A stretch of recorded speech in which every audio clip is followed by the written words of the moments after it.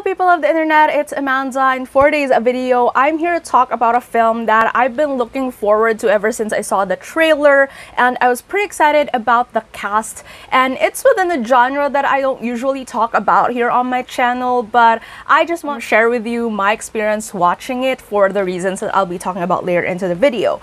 I'm talking about Character, which stars Suda Masaki, Oguri Shun, Nakamura Shido, Sekai No Owari Fukase, and Takahata Mitsuki. Now, Sekai No Owari is a band that I actually really like. So it's quite interesting because their main vocalist and bassist Fukase is participating in the film for his acting debut. So I was really looking forward to that, especially given the genre of the film, which is suspense thriller, crime thriller. And I don't know, like it's really a challenging role to take on, and especially since I really like Suda Masaki and Oguri Shun respectively. So I don't know, like there's just a lot that I was expecting for this film, but then at the same time, I know for a fact that many Japanese suspense thriller, crime thrillers in film format tend to be a little bit convoluted in a way. Like sometimes it's very ambitious, the way that there's a good vision for the film, but then when you watch the entire thing, it ends up just feeling very meh. So that was my fear for this one. Like I feel like I was just going to watch it until the end because of the cast, but the plot would leave me feeling so-so. But spoiler, I actually genuinely enjoyed this movie. I'll try as much as possible not to spoil like the biggest plot points and just talk about, you know, the things that I generally like about it, so that if you haven't seen it, then this would compel you to go ahead and see it. But with that said, so let's just get to it. So let's start with the plot first. So I actually have my notes here because the plot is a little bit overwhelming, like still overwhelming for me. I can still feel my excitement earlier on as I was watching it, so I had to have some notes in terms of the character names. But it revolves around the character of Suda Masaki, who plays Yamashiro Keigo. He's an aspiring manga artist. Like he assists in terms of creating mangas, but he wants a debut for his own, and he has really good talent when it comes to like the technicalities, like the drawing and stuff like that. But publishers tell him that they're not able to accept his work because his characters lack personality. He's a genuinely nice and somehow timid person, so they feel like because the genre that he's trying to work with is suspense thriller, it's just that, you know, he doesn't have that much motive or inspiration for him to take that and create it into a character that is compelling for such a genre.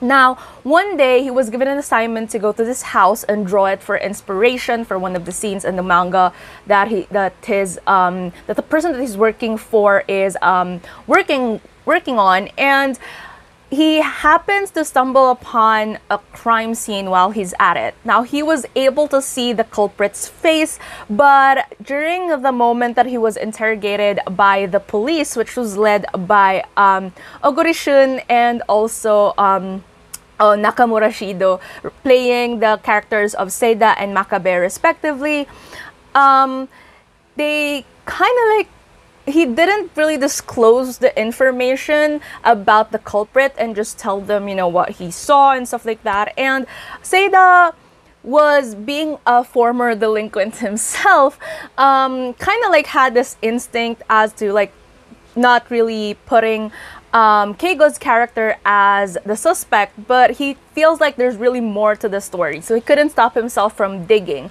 Eventually, Keigo finally getting a sense of, you know, this character that he saw translating into his own work. His work started to get serialized, but it revolved around that particular crime that he witnessed. But things started to change when, after being picked up for serialization, and him getting rich because of the thing, and he was able to like provide a better life for his girlfriend, the crimes that was happening in his manga started happening in real life. And Seida, being quite a fan of Keigo's work, kind of like worked his way around the crime scene and figured that there's a connection between the crimes that was happening, and therefore they had to go back to Keigo to talk to him about the circumstances. Eventually Keigo was kind of like hesitant to talk about it. He said that it's more of like just a coincidence or anything like that. He keeps on denying it up until the point that the culprit that he saw in the first crime scene introduces himself to Keigo in person as Morozumi. Now with this, it's quite interesting because he knows the face of the culprit, and therefore he was shaken to the core that the person approached him and started becoming into this weird game of Morozumi telling him that whatever you do in your manga, I'm going to translate it in real life. And driven by guilt, eventually Keigo confesses to Seida that this was actually happening and that he witnessed a crime, and for some reason what served as his inspiration for his manga is now being the inspiration of the original killer in terms of creating the crimes in real life.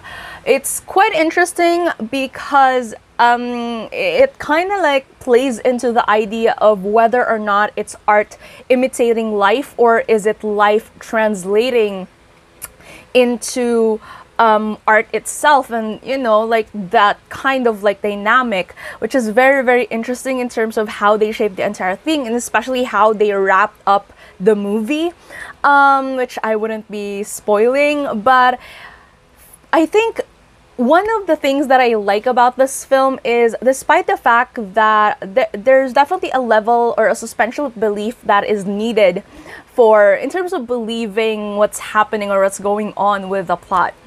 Because obviously, like the killer, which is played by Fukase, he's not wearing any, or he's very messy when it comes to doing the crime that he does. But for some reason, the police isn't getting any like fingerprints or DNA or anything like that that would give them leads at least. And that's sort of like kind of justified at the end-ish of the film when they reveal some story about his background that might play off as to why they couldn't find anything on him. But still, I mean, if you're not particular with those kinds of details, I guess it's fine. And for me, I was really more immersed with the theatricality or the excitement that the plot was giving me, for me to care too much about that particular detail. And that, for me, that was fine. But there's definitely a level of like you having to just not care too much about, you know, like the realisticness of the idea or the plot itself or the narrative, for you to be able to enjoy the thrill of this story. And another thing that I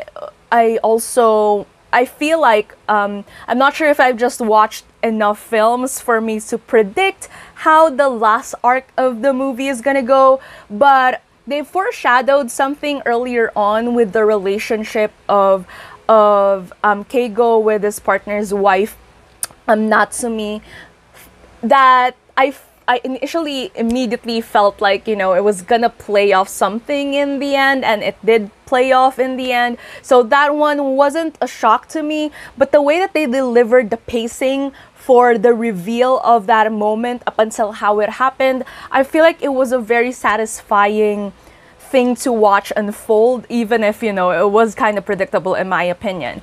Now, overall, I do feel like the performances really carried the plot. Of course, Suda Masaki and Oguri Shun, I expected that they were going to deliver really, really greatly for this film, and they did. But I'm surprised because Fukase, who played the main villain for the story, was really something. And I feel like that his acting in this movie is one of its highlights, and considering that he's actually a musician and not an actor, and at the same time this was his acting debut, it was really, really impressive in my opinion. And I really liked his portrayal, and how you kind of like forget that, or if you don't know, like you wouldn't really tell that this is new to him, like especially given the complexity of the role that he was given. Another thing that I absolutely enjoy about this one is there are moments in the middle of it that would probably, like, if you're not into that and you're into more of like a fast-paced transitions when it comes to this genre, the middle part might get a little bit lull for you. But in my opinion, like, it definitely set up this kind of like emotional moment or emotional connection with Seida's character and Keigo's character for the payoff or the motivation leading up to the last arc of the film make a little bit more sense. Because I feel like if they didn't build up this sort of like connection between, you know, outside of being a policeman or an investigator, Seida was really a fan of Keigo's work, and Keigo feels like without this entire conundrum, he's not really talented. Like, he took out that particular story from a thing that was causing trouble and that he's not worth anyone's time, given that without that experience or without that gruesomeness, he wouldn't be able to like do anything similar to how he was in the beginning. So I really like that establishment of them trusting each other and building that trust, which was made in kind of like the middle part of the film. There was also this thing with the character Henmi, who was someone who admitted to the crimes that Keigo witnessed, but he knew for himself, since he saw the culprit, that Henmi wasn't the one who committed those crimes. So but I like that they didn't really focus much on that character as well, and use that character as more of like just a chess piece to further make a little bit more of like a side plot or a subplot to the film that still makes sense, but doesn't take much away from the main storyline, and I really like that. Again, I feel like the strength of this film is it was able to piece together certain moments and, you know, feed it to the audience so that even in the end it was kind of like predictable. The payoff wraps up really nicely, and it kind of makes sense. The ending might feel abrupt for some viewers, I guess, but the last line of the film, which I wouldn't spoil, actually again circles back to this entire idea I talked about earlier, where the question is it life translating or being translated into art, or is it art imitating life? And that kind of question like really revolves around the identity of whose fault was it that these crimes happened.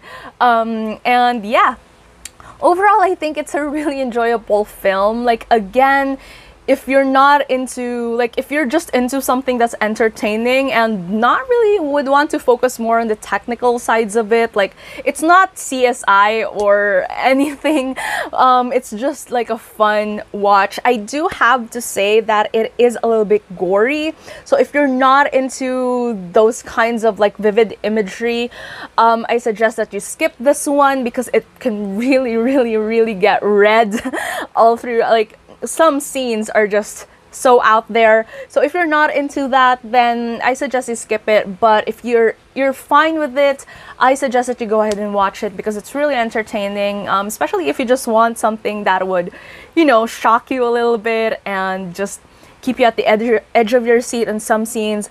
And yeah. So with that said, tell me down in the comments below, what other films within the certain genre have you enjoyed? Have you seen this film? Do you like it? All those things. If you can recommend other movies within the same genre, then tell me down in the comments below. If you like this video, please give it a thumbs up. And if you're new to my channel and you would want to hear more from me, please hit subscribe. Thank you so much for watching this video, and I hope to see you again soon in a new one. Bye!